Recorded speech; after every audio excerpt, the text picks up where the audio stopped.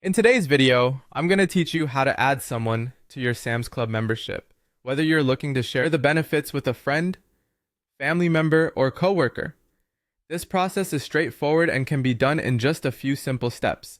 Let's dive right in and make sure you can easily expand the value of your membership to someone else.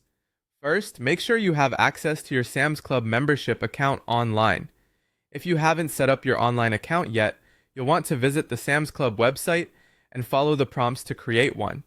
This will require your membership number, so have your Sam's Club card handy.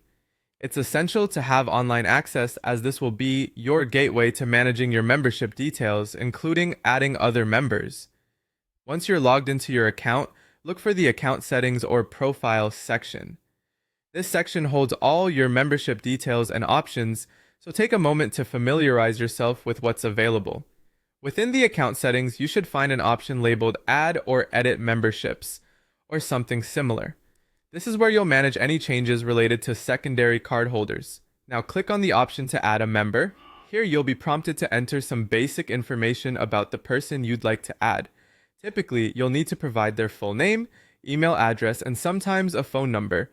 Be sure to double check this information for accuracy, as this is how Sam's Club will identify the new member and ensure they're properly linked to your account. After inputting their information, follow any additional prompts which may ask you to confirm the details. Some plans may require a fee for adding a member, so keep an eye out for any additional costs that might be involved. You will be notified if there's an extra charge. Proceed to confirm the addition if everything looks correct. Once this step is complete, the person you've added will receive an email invitation from Sam's Club. They'll need to follow the instructions in that email to complete the process on their end, which may include setting up their own online access to their membership benefits. Encourage them to keep an eye out for this email so they don't miss it in their inbox. And that's about it. Now you've successfully shared your membership benefits with someone you care about.